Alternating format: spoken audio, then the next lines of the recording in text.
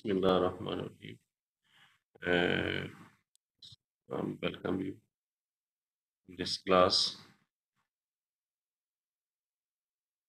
In yesterday class, I just introduced something, background of this chapter, and then we discuss somehow in voice message on WhatsApp, Faraday law.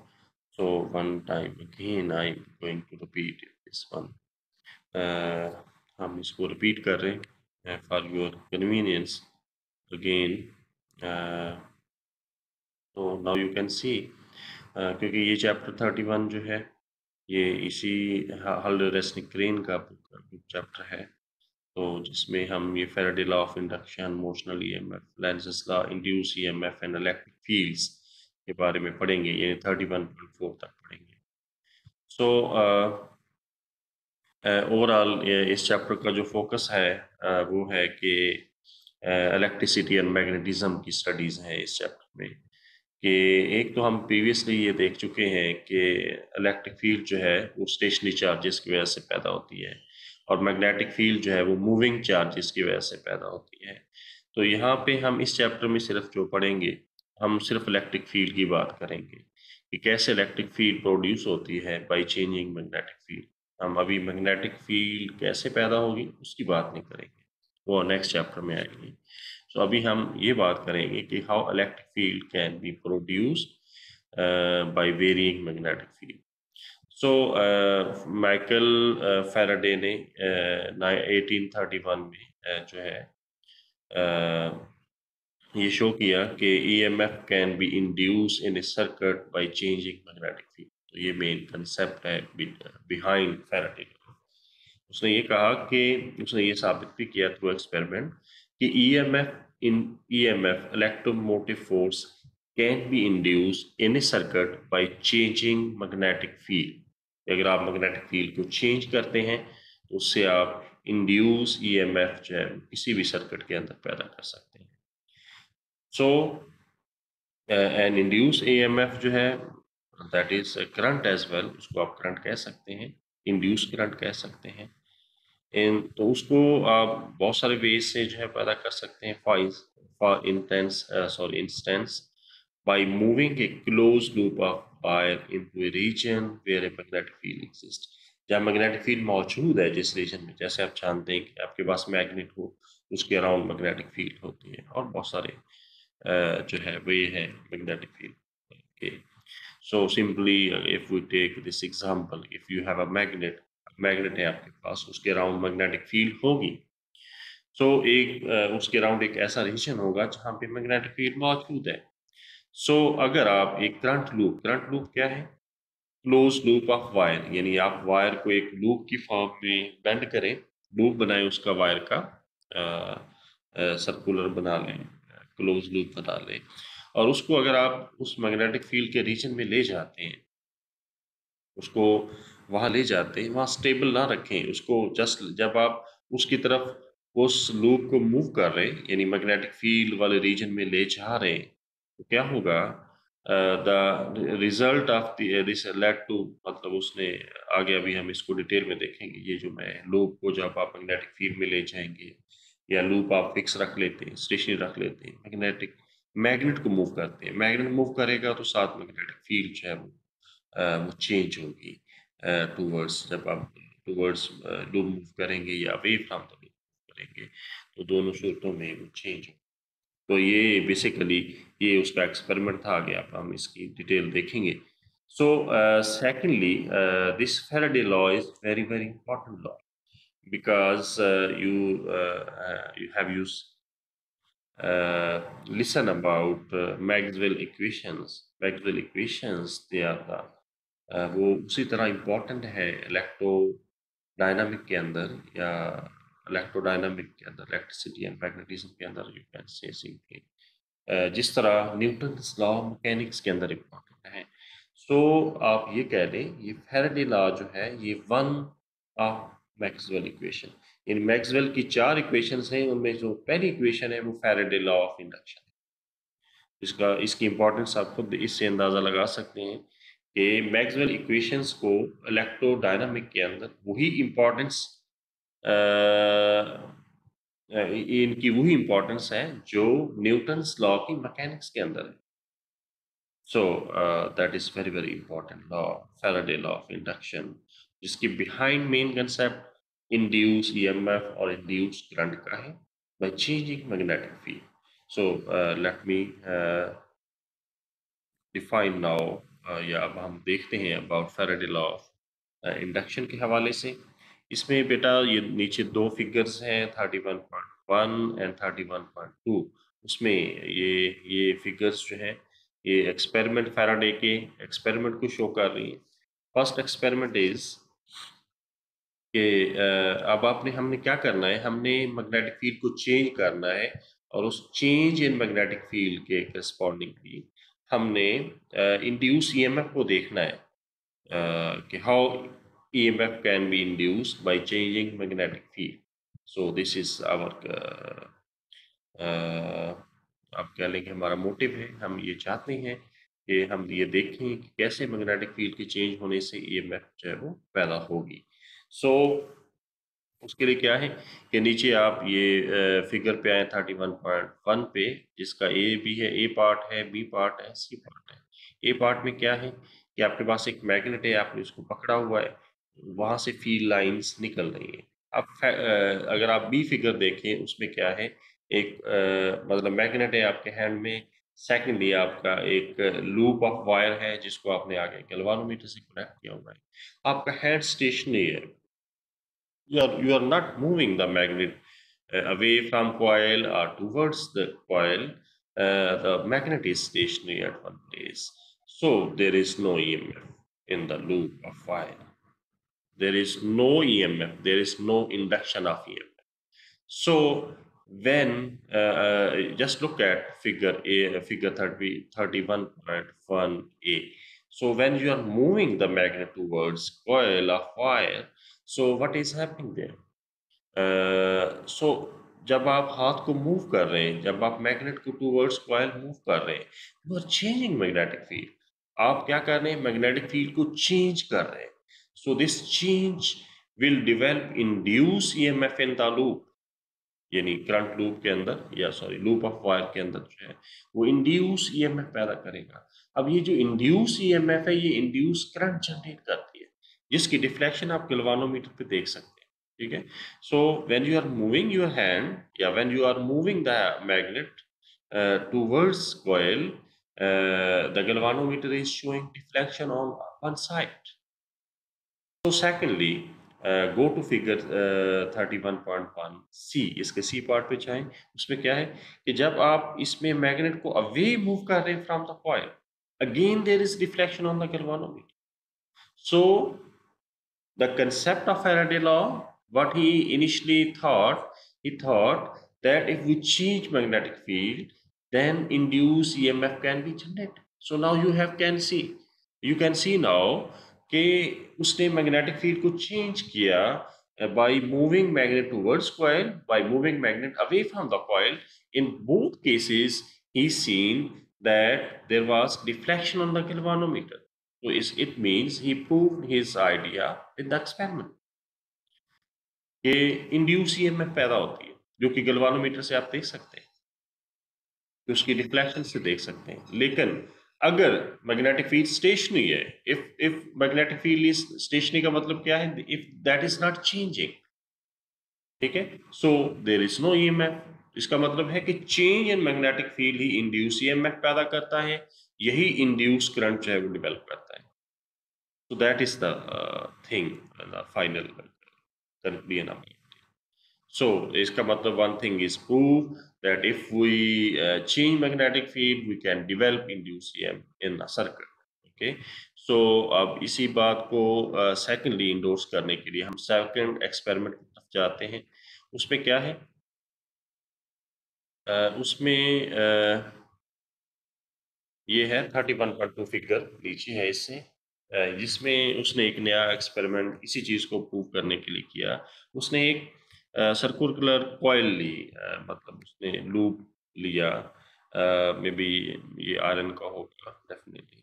सो उसने एक primary coil यानी wire जो है, यानी एक हिस्से पे लपेटी, उसका एक हिस्सा जो है बैटरी से जोड़ दिया, दूसरा थ्रू स्विच कॉइल के वायर के दूसरे एंड से किया।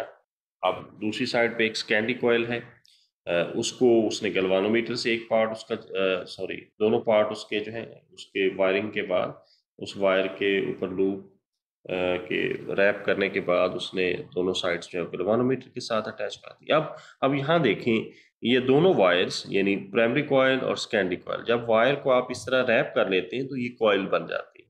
ओके, सो ये प्राइमरी कॉइल और secondary coils they have no direct connection. ठीक है, उनका आपस में कोई कनेक्शन नहीं है। और जैसे मैंने ये आयरन का कहा ना लूप जिसके ऊपर ये लपेटी, हो सकता है ये maybe I am wrong, ये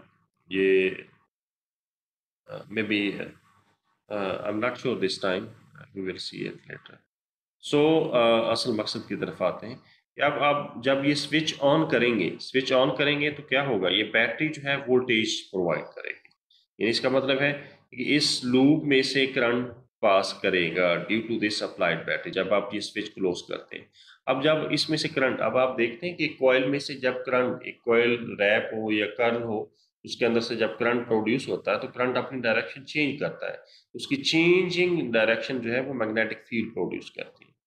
सो इनिशियली जब आपने बैटरी को ऑन किया तो आप जीरो से सम वैल्यू तक ले जाते हैं उसको। फॉर एग्जांपल ये 5 वोल्ट की बैटरी है, इसका मतलब है कि जब आपने बैटरी को ऑन किया फौरन वो 5 वोल्ट नहीं अचीव करती, बल्कि वो जीरो से 5, उसको कुछ शॉर्ट टाइम लगता है कि वो जीरो से 5 वोल्ट तक पहुंचे। अब जब 5 वोल्ट तक पहुंचने से पहले क्या होता है कि you are applying varying potential, यानी ये पोटेंशियल बेशक 5 वोल्ट है लेकिन जीरो से 5 वोल्ट अचीव करने में बैटरी को शॉर्ट टाइम में भी सेकंड के कुछ हिस्से लगे या मतलब सेकंड लगे, कुछ इस तरह का शॉर्ट टाइम होगा लेकिन टाइम लगेगा उसको। तो उस टाइम का क्या है कि उसमें क्या है कि आप करंट को चेंज, यानी करंट भी चेंज हो रहा होता है, तो changing electric current magnetic field produce कर रहा होता है, और इवन मैग्नेटिक फील्ड भी उस इलेक्ट्रिक करंट की वजह से चेंज हो रही होती है। तो जब ये इनिशियल स्टेज होती है कि जब उस बैटरी ने वो लेवल अचीव नहीं किया होता 5 वोल्ट का या 10 वोल्ट का, उससे बिहाइंड है कि जीरो से शॉर्ट टाइम में, तो तब क्या है कि यहाँ पे मैग्नेटिक फील्ड चेंज हो रही होती है।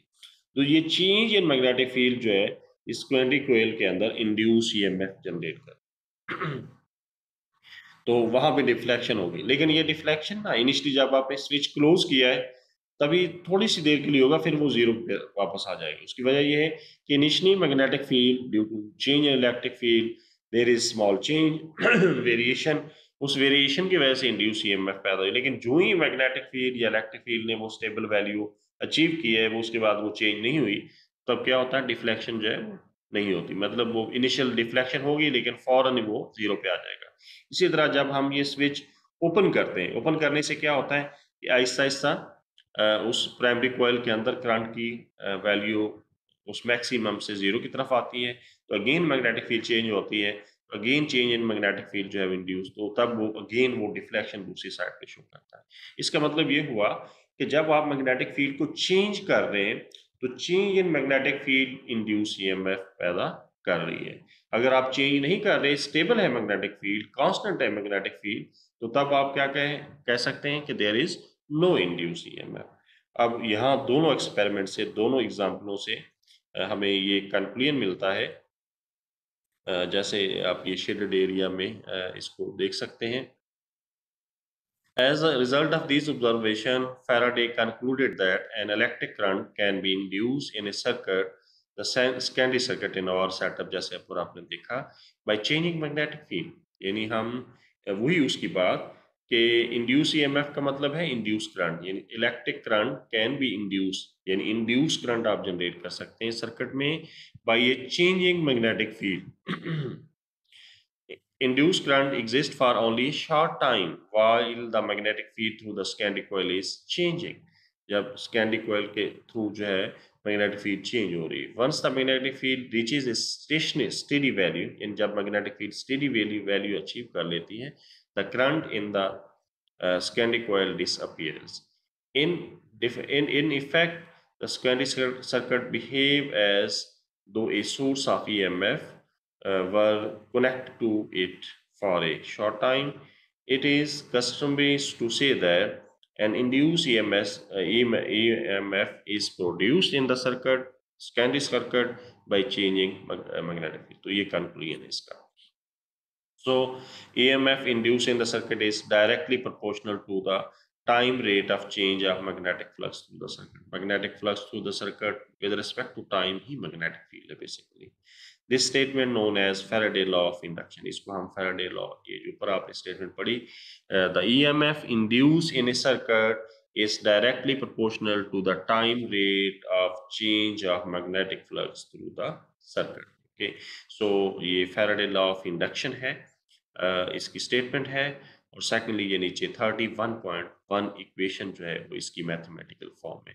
इंड्यूस ईएमएफ को या इंड्यूस करंट को इन सर्किट जो है, सॉरी, इंड्यूस ईएमएफ को हम इससे सिंबल से, ई टाइप के सिंबल से शो करते हैं, और ये इक्वल होगा minus d five B by d t. D five B क्या है? फ्लक्स है, मैग्नेटिक फ्लक्स है. डी बाई डी टी उसका डेरिवेटिव है, यानी विद रिस्पेक्ट टू चेंज जो है ये फ्लक्स अगर चेंज हो रहा है, हम यहाँ पे भी ये डेरिवेटिव ये शो कर रहा है कि magnetic flux is changing. If magnetic flux is changing then there will be induce EMF. तो ये उसकी मैथमेटिकल फॉर्म है. If the circuit is coil consisting of N loops, अगर आप एक लूप की बजाय एन लूप्स ले लेते हैं, all of the same area, and if phi B is the flux through one loop and EMF induced in every loop, thus the total induced EMF in the coil is given by the expression. अब आप ये वहाँ ऊपर जो equation आपने 31.1 ली है, ये single loop के लिए थी. अगर आपके पास n लूप हों और all have a same area, then you can multiply this flux with respect to time with n. n is for number of loops. So the negative sign in the equation is of importance, जिसकी एक physical importance है.